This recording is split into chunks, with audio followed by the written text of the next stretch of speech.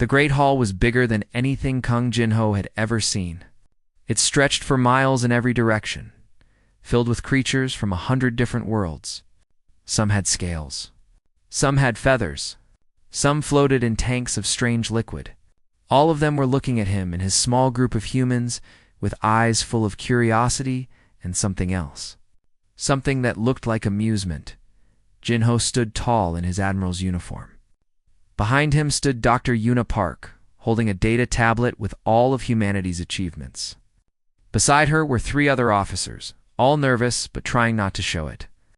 They were the first humans to ever stand in the Grand Assembly Hall of Nexus Prime. They were here to ask for membership in the Galactic Concordat. The Concordat had ruled the galaxy for 10,000 years. 12 species had built it together, creating laws and trade routes and peace among the stars. Humanity had only discovered faster than light travel 200 years ago. They were the newcomers, the children, and everyone in this room knew it. High Envoy Thalos of the Vorn Dominion rose from his seat. He was tall and thin, with pale blue skin and 4 arms. His people were the oldest members of the Concordat. They believed they were superior to everyone else, and they did not hide this belief. So, Thalos said, his voice carrying across the massive hall. These are the humans. Jinho stepped forward and bowed respectfully. Hi, Envoy. I am Admiral Kanginyo of Earth. We come in peace. We seek friendship and trade with the great civilizations of the Concordat. Talos looked at him for a long moment. Then he laughed. It was not a kind laugh. It was the laugh of someone looking at an insect trying to climb a mountain. Other delegates joined in. The sound filled the hall like thunder. Friendship, Thalos repeated, still chuckling. How charming. Tell me, Admiral, how many ships does your fleet have? Ginho kept his face calm. 42 combat vessels, High Envoy. More laughter. A creature with a massive armored body spoke up from across the room. This was Warlord Draven of the Keth Empire, a species known for conquest and war. He had left the Concordat years ago, but still attended meetings to mock the other members. 42 ships, Draven growled. I have 42 ships, guarding my toilet facilities. What weapons do you carry, little human? Kinetic projectiles, plasma cannons, and nuclear missiles, Jinho answered. The laughter grew louder. Draven slammed his fist on his seat, his shoulders shaking with amusement. Kinetic projectiles. They throw rocks at their enemies. And nuclear weapons? We stopped using those 5,000 years ago because they were too weak. Yuna stepped closer to Jinho. He could feel her anger, but she controlled it well. She had spent her whole life studying alien species, preparing for this moment. She had dreamed of meeting other civilizations. She had not dreamed of being laughed at. Talos raised his hand, and the hall grew quiet. We have reviewed your application, he said. Earth will be granted observer status. You may watch our proceedings. You may trade at our stations. But you are not members? You are not equals. You are ... guests. Observer status. The lowest rank. It meant they were tolerated, nothing more. Ginho bowed again. We thank the Concordat for its consideration. Should thank us, Thalos said. The galaxy is a dangerous place. There are things out there that would destroy your little species without a second thought. Stay close to us, human. Stay quiet. Stay small. Perhaps in a few thousand years, you will be ready to sit at our table. The meeting ended. The delegates rose and began to leave, many of them still smiling at the joke that was humanity. Ginho led his team toward the exit, walking slowly, keeping his dignity. Yuna walked beside him. They have no idea who they are dealing with, she whispered. No, Ginho agreed. They do not. Behind them, someone called out. Jinho turned and saw an elderly alien approaching. She was small and delicate, with silver skin and large dark eyes. Her robes marked her as Elder Myra of the Cillian Council, one of the more peaceful species in the Concordat. Admiral Ginho, Myra said, her voice soft and gentle. May I speak with you? Ginho nodded. Of course, Elder. Myra looked at him with those deep eyes. I have lived for 800 years. I have seen many species join the Concordat. Most of them came here afraid and stayed afraid. But you, She tilted her head. You are not afraid. Should I be? Jinho asked. The others think so. They believe you should be grateful for any attention we give you. They see your small fleet and your short lives, and they think you are weak. Mira paused. But I have studied your history, Admiral. I know what your species has done to itself. The wars, the suffering, the way you keep fighting, even when you should have died 1,000 times over. We are survivors, Jinho said simply. Yes, Mira agreed, and that is what concerns me. Survivors are dangerous. They learn from pain. They grow from failure. She looked toward the other delegates leaving the hall. Thalos and the others see insects. I see something else. What do you see? Yuna asked. Mira was quiet for a moment. I see a species that has been underestimated, and I wonder what will happen when the galaxy discovers its mistake. She bowed slightly and walked away, leaving Jinho and his team alone in the massive hall. Yuna checked her data tablet. I recorded everything. Every insult. Every laugh. Every piece of intelligence we could gather, good Jinho said. What did you learn? The Concordat is not as strong as it pretends. There are old wounds between the species. Resource shortages. Political fights. And the Keth Empire is growing more aggressive. Dravone wants war. Jinho nodded slowly. He had seen it too. The cracks in the ancient alliance. The arrogance that blinded them to their own weaknesses. They gave us observer status, he said. They think we will sit quietly and watch. Will we? Yuna asked. Jinho looked up at the stars visible through the transparent ceiling. Somewhere out there, billions of humans were waiting to hear what happened. Children were being born. Scientists were making discoveries. Soldiers were training. Humanity never stopped moving, never stopped growing, never stopped fighting for its place in the universe. We will watch, Ginho said. We will learn. And when the time comes, we will show them exactly what humanity can do. He turned and walked toward the ship that would take them home. Behind him, the great hall stood empty and silent. The aliens had returned to their lives. Already forgetting about the small delegation from Earth, they would remember soon enough. 6. Months passed after the humiliation at Nexus Prime. Life continued on Earth and its colonies. People worked, loved, raised families, and looked up at the stars with hope. They did not know that something terrible was coming. New Busan was a farming world on the edge of human space. 2 million people lived there, growing food for the inner colonies. It was a peaceful place, with green fields and blue oceans. Children played in the streets of small towns. Farmers woke early and slept late. Nobody expected war. The first sign of trouble came at dawn. The colony's radar stations detected 200 ships dropping out of hyperspace. The ships were massive, covered in weapons, painted with the symbols of the Keth Empire. Warlord Draven's voice echoed across all communication channels. Humans of New Busan, I am Warlord Draven. Your pathetic species has no place in this galaxy. You will surrender immediately. Your people will become slaves. Your resources will become ours. You have 1 day to accept these terms. Refuse, and we will burn your world to ash. The message ended.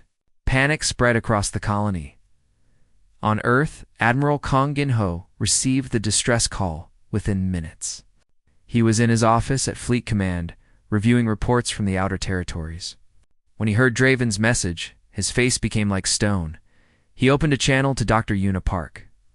Did you hear? I heard, Yuna replied. Her voice was tight with anger. I've also been monitoring Concordat communications. They know about the attack. Are they sending help? There was a bitter pause. No, High Envoy Thalos has declared it an internal matter. He told the other species that this will be a useful lesson for humanity about knowing our place. Ginho closed his eyes for a moment. When he opened them, they were filled with cold fire. Get me Commander Hannah Choi and Captain Lee Taemin, and tell Engineer Doyeon Kim to prepare the new weapons. Within hours, Earth's entire First Fleet was mobilizing. 42 ships against 200. Everyone knew the numbers were bad. Nobody cared. Commander Hannah Choi stood before 15,000 Marines in a massive hangar bay. She was a small woman with short black hair and eyes that had seen too many battles. Her soldiers loved her because she never asked them to do anything she would not do herself. "You know the situation," she said, her voice carrying across the silent crowd. "The Keth think they can take our people. They think we are weak. They think we will run." She paused and looked at their faces. "Are they right?" "No, Commander." The answer came from 15,000 throats at once. New Busan has children, families, farmers who never held a weapon in their lives. The Concordat will not help them. Earth is too far away to send more ships in time. All they have is us. Hannah drew her sidearm and held it high. "Today we show the galaxy what happens when you threaten humanity's children. Today we teach them fear." The Marines roared their approval. Captain Lee Temin was already aboard his ship, Silent Dawn. It was a stealth cruiser, small and fast, designed to move unseen through enemy territory. Temin was the best pilot in the fleet, famous for taking impossible risks and somehow surviving.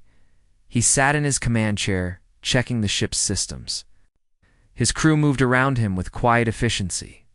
They all knew this mission might be their last. "Course laid in, Captain," his navigator reported. "We will arrive at New Busan 12 hours before the main fleet." "Good," Taman said. "We go in silent. Map their formations. Find their weaknesses. When our fleet arrives, the Keith will be blind and confused. And if they detect us..." Taman smiled. It was not a nice smile. "Then we give them something to chase while our people prepare." The Silent Dawn jumped into hyperspace, racing toward the battle to come. On the flagship Victory, Admiral Jin Ho met with engineer Do-Yan Kim in the weapons bay. Do-Yan was young, barely 30 years old, but his mind worked in ways that amazed even the oldest scientists. He had spent his entire career developing weapons that the galaxy had never seen. "Is it ready?" Jin Ho asked, looking at the massive device in the center of the room. Do-Yan nodded. "The Eclipse Array is fully operational. It sends out a pulse that disrupts all navigation and targeting systems within range. Their ships will not be able to see where they are going or where to shoot. It will not destroy them. No, it will blind them. Their shields, their weapons, their engines will still work, but they will be helpless anyway." Do-Yan's eyes gleamed with pride. The Concordat abandoned this kind of technology thousands of years ago. They thought it was too simple, too primitive. They never imagined anyone would improve it. Jin Ho placed his hand on the young engineer's shoulder. "You have given us a chance to survive. More than survive. To win? I built it for the people of New Busan," Do-Yan said quietly. "I keep thinking about those children down there, looking up at the sky full of enemy ships. They must be so scared." "They will not be scared for long," Jin Ho promised. "Soon they will see our ships. And then the Keth will learn what fear really means." The fleet gathered at the jump point. 42 ships, each one crewed by men and women who knew exactly what they were facing. Some wrote letters to their families. Some prayed to whatever gods they believed in. Some simply sat in silence, preparing their minds for war. Jin Ho stood on the bridge of the Victory, looking out at his fleet. These were his people, his responsibility, his family. He opened a channel to all ships. "This is Admiral Jin Ho. You all know why we are here. The Keth Empire has threatened our colony. The Concordat has abandoned us. We stand alone." He paused, letting the words sink in. "But humanity has always stood alone. We fought our way up from caves. We survived ice ages and plagues and wars. We reached the stars through blood and sacrifice. And now the galaxy thinks we are weak?" He leaned forward, his voice dropping to something hard and dangerous. "Show them what consequences look like." The fleet jumped to hyperspace. On New Busan, Commander Hannah Choi looked up at the sky from the planet's surface. The Keth ships hung above like dark clouds, waiting for the deadline to pass. Behind her, civilians were evacuating 2 underground shelters. Ahead of her, 15,000 Marines were digging into defensive positions. She smiled. It was a warrior's smile, full of anticipation. "They have no idea what is coming," she said to herself. "In 12 hours, The galaxy would learn why humanity should never be underestimated. The Keth fleet hung in orbit. Above New Busan, like a swarm of metal insects. 200 warships, each one bristling with weapons that could crack continents. Warlord Draven sat in his command, thrown aboard the flagship destroyer of worlds, waiting for the humans to surrender. He was certain they would. What choice did they have? His fleet was 5 times larger than anything humanity could gather. His soldiers were bred for war, genetically modified over thousands of years to be perfect killing machines. The humans were soft creatures with short lives and primitive technology. Warlord, his sensor officer, called out. The deadline is passed. No response from the colony? Draven smiled, showing rows of sharp teeth. Then we begin the harvest. Send down the landing parties. I want slaves in chains within the hour. The first transport ships began their descent. Each one carried 500 Keth warriors, eager for blood and glory. They would sweep across the farmlands, capturing every human they found. They never reached the ground. Captain Lee Taman's Silent Dawn appeared out of nowhere. Directly behind Draven's flagship, the stealth cruiser had been hiding in the shadow of a nearby moon, completely invisible to Keth's sensors. Now it uncloaked and opened fire. Kinetic rounds. Simple metal projectiles accelerated to incredible speeds by electromagnetic rails. The Keth had energy shields that could stop plasma and lasers. But nobody used kinetic weapons anymore. They were too primitive, too simple.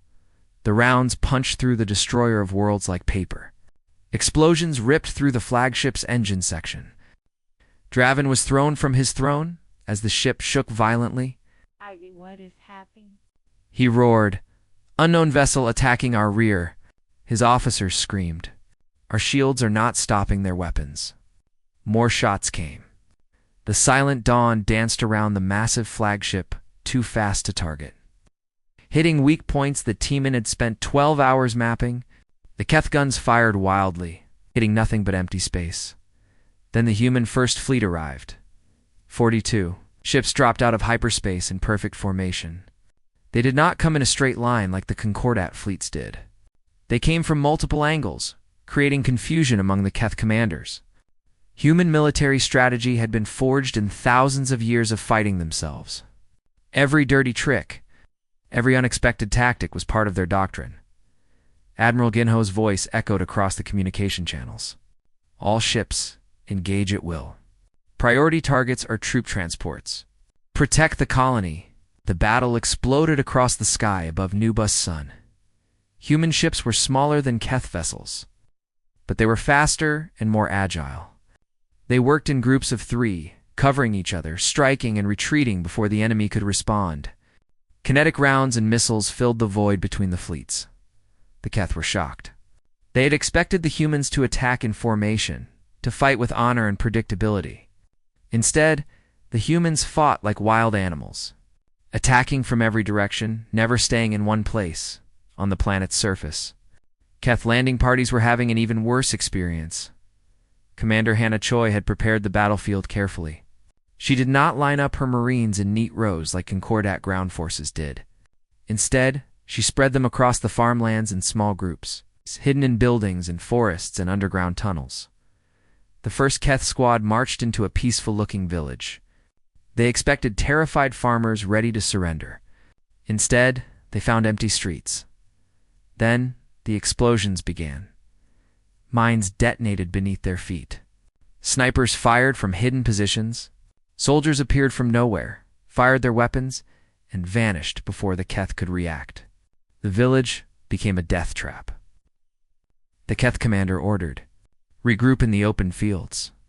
The open fields were worse. Human artillery had been prepositioned in the mountains. Shells rained down on the exposed Keth forces. Drones flew overhead, dropping smaller bombs with deadly accuracy. Commander Hannah watched the chaos from her command post. "They are so used to enemies who fight fair," she said to her officers. "They have forgotten what war really looks like." In orbit, the battle was reaching its peak. The Keth still had superior numbers, and they were starting to adapt. Human ships began taking damage. Casualties mounted. Admiral Jinho knew it was time. "Engineer Kim," he said calmly, "activate the eclipse array." Do-young Kim pressed the activation sequence. The Victory's hull glowed briefly as the device powered up. Then a wave of invisible energy spread across the battlefield. Every Keth ship went blind. Their navigation screens showed nothing but static. Their targeting systems could not lock onto enemy vessels. Their communication arrays filled with noise. 200 warships suddenly had no idea where they were or what was happening around them. "What is this?" Draven screamed from his damaged flagship. "What have they done?" The human ships had been prepared for the pulse. Their systems were hardened against it. While the Keth stumbled in the dark, the humans struck without mercy. Ship after ship was disabled. Human boarding parties attached to Keth hulls, cutting through airlocks and capturing vessels from the inside. The mighty Keth warriors found themselves fighting in narrow corridors against humans who had trained for exactly this kind of combat. 20 Keth ships were destroyed. 50 more were disabled and captured. The rest began to flee, their commanders finally understanding that this battle was lost. But Admiral Jinho was not finished. "All ships pursue," he ordered. "Do not let them escape." The human fleet chased the retreating Keth across the star system. One by one, the fleeing ships were surrounded and forced to surrender. Jinho did not want to destroy them. He wanted prisoners. He wanted witnesses. He wanted the entire galaxy to see what happened to those who threatened humanity. Finally, only Draven's flagship remained. The destroyer of worlds drifted helplessly, its engines destroyed, its weapons silent.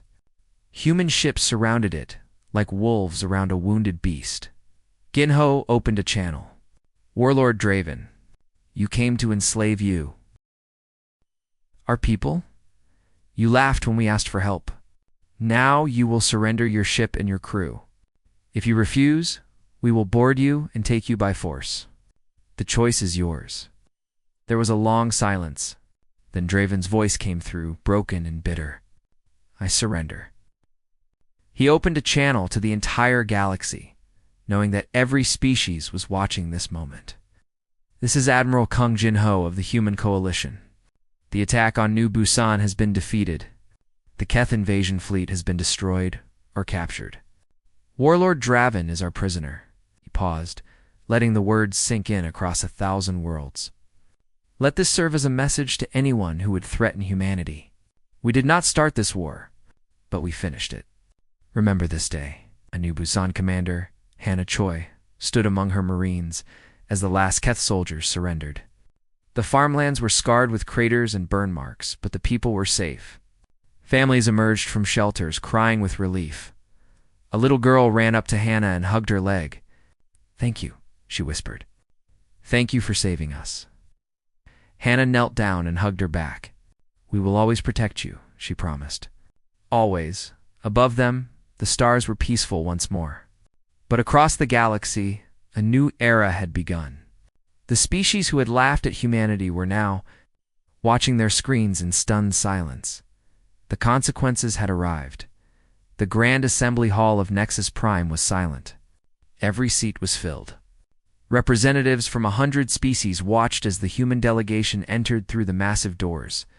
But this time, no one was laughing. Admiral Kang Jinho walked at the front, wearing his full-dress uniform. Medals gleamed on his chest, including a new one given to him by Earth's government for the victory at New Busan. Behind him came Dr. Yuna Park, Commander Hannah Choi, Captain Lee Temin, and Engineer Do-young Kim, together. They had changed the galaxy's view of humanity in a single battle. High Envoy Thalos sat in his elevated chair.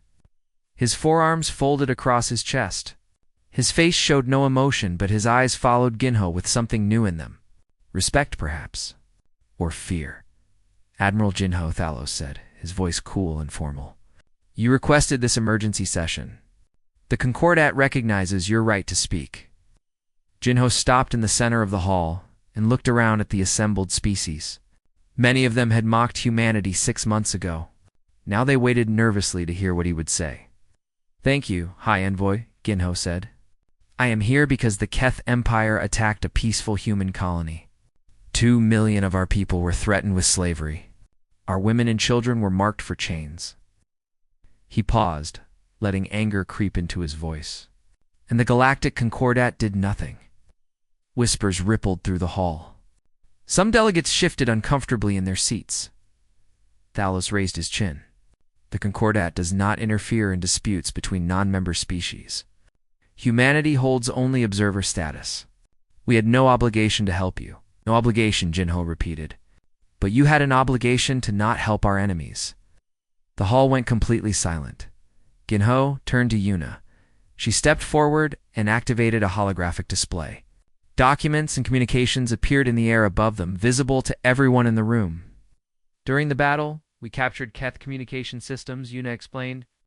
We found messages between Warlord Draven and representatives of the Vorn Dominion. Your people, High Envoy. She highlighted specific messages. The Vorn provided detailed intelligence about New Bizon's defenses. Patrol schedules. Sensor blind spots. Population centers. The whispers became louder. Delegates stared at Thalos with shock and suspicion. This is ridiculous, Thalos said, but his voice had lost its confidence. Forgeries. Human tricks. We also found financial records, Yuna continued. The Vorn paid the Keth 3 million credits to launch this attack. The payment was made through secret accounts, but we traced it. She looked directly at Thalos. You funded an attack on innocent civilians. You wanted to teach humanity a lesson about knowing our place. Talos stood, his forearms spread wide in anger. You dare accuse me? You are insects. Your species has existed in space for only 2 centuries. The Vorn have ruled stars since before your ancestors climbed down from trees. And yet, Jinho said calmly, we defeated the fleet you sent against us. The words hung in the air like a blade. Elder Mira of the Cillian Council rose from her seat. Her silver face was grave, but there was something like satisfaction in her dark eyes. I move that the evidence be formally reviewed by a neutral committee. If these accusations are true, the Vorn Dominion has violated our most sacred laws. Other delegates voiced their support. Talos looked around the hall and saw that his allies were abandoning him. The species who had always followed Vorn leadership were now watching him with doubt and fear. Commander Hannah stepped forward. I commanded the ground defense of New Busan. I watched Keth soldiers try to capture our farmers, our teachers, our children.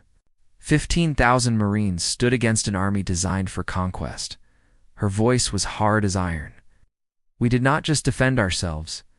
We broke them. Warriors who had never known defeat ran from us, and we were fighting with supposedly primitive weapons. Captain Taman spoke next. I destroyed the engine section of Draven's flagship with kinetic rounds. Simple metal projectiles. Your species abandoned such weapons because you thought they were beneath you. You never imagined anyone would improve them, make them faster and more deadly. That is your weakness. You stopped innovating because you thought you were already perfect. Finally, Doyon Kim raised his hand. He was the youngest of the group, but when he spoke, even the oldest delegates listened. The Eclipse Array that disabled the Keth fleet took me 3 years to build, but I designed it in 1 night. Humans think differently than you. We live fast, so we create fast. You see 200 years of spaceflight. We see 10 generations of constant improvement. Each generation learns from the one before and pushes further, Yuna concluded the presentation. You underestimated humanity because of our short lifespans. But those short lives make us urgent. We cannot wait for perfection. We iterate, we adapt. We evolve faster than any species in this galaxy. Jinho stepped forward again. The Concordat has a choice. You can recognize humanity as equals. You can reform your corrupt alliance and build something better with us. Or ... He let the word hang in the air. Or what? Dalos demanded. You will threaten us. 42 ships against the combined fleets of the Concordat. Jinho smiled. It was not a warm smile. During the battle, Engineer Kim mapped every weakness in your technology. We know how your shields work. We know how to blind your sensors. We know how to disable your weapons. Our scientists are already building countermeasures. He looked around the hall. And we are not alone. There are many species in this galaxy who have suffered under the Concordat's arrogance. Species you have dismissed and exploited. They watched our victory at New Busan. They are watching this moment. Elder Mira nodded slowly. The Salian Council formally requests that Earth be granted full membership in the Concordat with equal voting rights. Other delegates joined her. Species who had remained quiet for centuries suddenly found their voices. The hall filled with calls for change, for reform, for justice. Talos watched his power crumble around him. The alliance his ancestors had built was transforming before his eyes. You had 10,000 years to build this Concordat, Ginho said, his voice carrying to every corner of the massive hall. We had 200 years to reach the stars. Imagine what we will do with 1,000. He turned to where Warlord Draven sat in chains, guarded by human marines. The mighty conqueror looked broken, his eyes empty. This is what happens when you threaten humanity, Jinho said. This is what consequences look like. Remember it. He turned and walked toward the exit. His team followed. The delegates watched in silence. At the door, Jinho paused and looked back at Talos.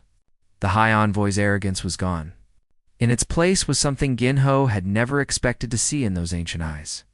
Fear. Came here 6 months ago asking for friendship, Ginho said. You laughed at us. You called us insects. You funded an attack on our children, shook his head slowly. We will not forget. We will not forgive. But we will give you one chance to make things right. Do not waste it. He walked out of the hall. The doors closed behind him with a sound like thunder. In the silence that followed, Elder Mira looked at Talos and spoke words that would echo through history. They came as children, she said, and in one battle, they became giants. What will they become in a century? A millennium. She rose from her seat. I am very glad they offered peace, because I do not think we could survive their war. Talos said nothing. He had no words left. The galaxy had changed forever. 5 years passed since the Battle of New Busan. In that time, galaxy transformed in ways no one had predicted. The old Galactic Concordat was gone. In its place rose the United Stellar Alliance, built on principles of equality and cooperation. Humanity and the Salian Council had founded it together, and one by one, other species had joined. Some came willingly, eager for change. Others came because they had no choice. The old ways were dying, and everyone knew it. Fleet Marshal Kong Jinho stood on the observation deck of Nexus Prime, looking out at the stars. His hair had turned gray at the temples, and new lines marked his face. 5 years of leading humanity through the most important period in its history had taken their toll, but his eyes were still sharp. Still full of the quiet determination that had carried him through the mockery, the battle, and the reckoning. 500 human warships now patrolled the Alliance territories. Young captains from Earth's academies commanded vessels that would have seemed like fantasy a decade ago. The fleet that had been laughed at was now the backbone of galactic security. Behind Jinho, doors opened. Dr. Yuna Park entered, carrying a data tablet. She had changed too. The eager scientist who had dreamed of meeting aliens had become the director of the Xenobiology Institute. Her work had cured 3 plagues that had threatened Alliance worlds. She had brokered peace between species who had been enemies for millennia. The Vorn Dominion has officially requested Alliance membership, she said. Jinho nodded slowly. And Talos. He died last month. Natural causes. Yuna paused. His final message was an apology. He said underestimating humanity was the greatest mistake of his 800 years. It was. Jinho agreed. There was no satisfaction in his voice. Just truth. They stood in silence for a moment, watching ships come and go through the station. Vessels of every design, crewed by species that had once been enemies, now worked together under the Alliance flag. On a training world 3 systems away, Commander Hannah Choi was teaching her latest class of recruits. They came from 12 different species brought together by a shared desire to protect the innocent.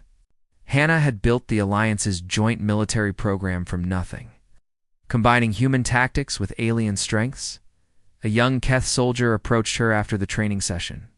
His name was Vorn, and he had been born 2 years after the Battle of New Busan. He had never known the old ways, the arrogance and cruelty that had defined his species. "Commander Choi," he said respectfully, "I wanted to thank you." Hannah raised an eyebrow. "For what?" "For defeating my people, for showing us that conquest is not the only path." He looked at the ground, ashamed of ancestors he had never met. "My father was a warrior in the invasion fleet. He was captured and sent to rehabilitation. He told me stories of the battle. He said humans fought like nothing he had ever seen." Hannah put her hand on his shoulder. "Your father made mistakes. You do not have to repeat them. That is why we are here. To build something better." Vorn looked up, hope shining in his eyes. "I want to be a protector, not a conqueror. Will you teach me?" Hannah smiled. "I already am." Captain Lee Taman commanded the Alliance Rapid Response Fleet now. His ship, the Silent Dawn, had been replaced by a newer vessel, but he had kept the name. He spent his days racing between crisis points, defending colonies regardless of which species lived there. His latest mission had brought him to a small moon where refugees were fleeing a natural disaster. His crew worked alongside alien volunteers, pulling survivors from collapsed buildings, providing food and medicine to the injured. No one asked what species the victims were. It did not matter. When the rescue was complete, Taman received a message from Fleet Marshal Jinho. "Good work, Captain. The Alliance Council sends its thanks." Taman smiled. "Just doing my job, sir. Your job used to be killing enemies. Now it is saving lives. Which do you prefer?" Taman thought about it. "Honestly, this war made me famous. Peace makes me proud." Engineer Do-yeon Kim had become a legend in scientific circles. His Eclipse Array had evolved into something new, a peacekeeping tool that could disable weapons without destroying ships. Wars had become less deadly because commanders knew their fleets could be neutralized, without a single death. But Do-yeon's greatest achievement was not a weapon. It was a power system that could provide clean energy to entire planets. He had given the design away for free, refusing all payment. Knowledge should not be hoarded, he told a gathering of young scientists from across the Alliance. Humanity rose because each generation shared what it learned. Now we share with the galaxy. Silian student raised her hand. "But if you share everything, how will humans stay ahead?" Do-yeon laughed. "By the time you understand what we shared yesterday, we will have invented something new tomorrow. That is how humans work. We never stop creating." Elder Mira of the Silian Council had grown old even by her species' long standards. She knew her time was ending. But before she passed, she wanted to write one final document for future generations.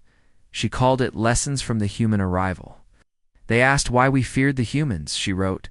"I told them we do not fear their weapons. We fear their potential. They arrived as children and became giants in a single breath. What will they become in a century? A millennium?" The galaxy laughed at humanity once. No one is laughing now. She paused, thinking about all she had witnessed. The mockery, the battle, the transformation. "But I do not fear them anymore," she continued, "because I have seen what they do with their power. They protect, they heal, they build. They could have conquered us after New Busan. Instead, they offered partnership. They could have demanded revenge for the insults they suffered. Instead, they demanded justice." She set down her writing tool and looked out her window at the stars.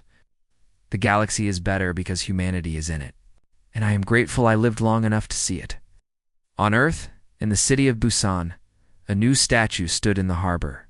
It depicted 5 figures looking toward the stars: Ginho, Yuna, Taemin, Hannah, and Do-yeon.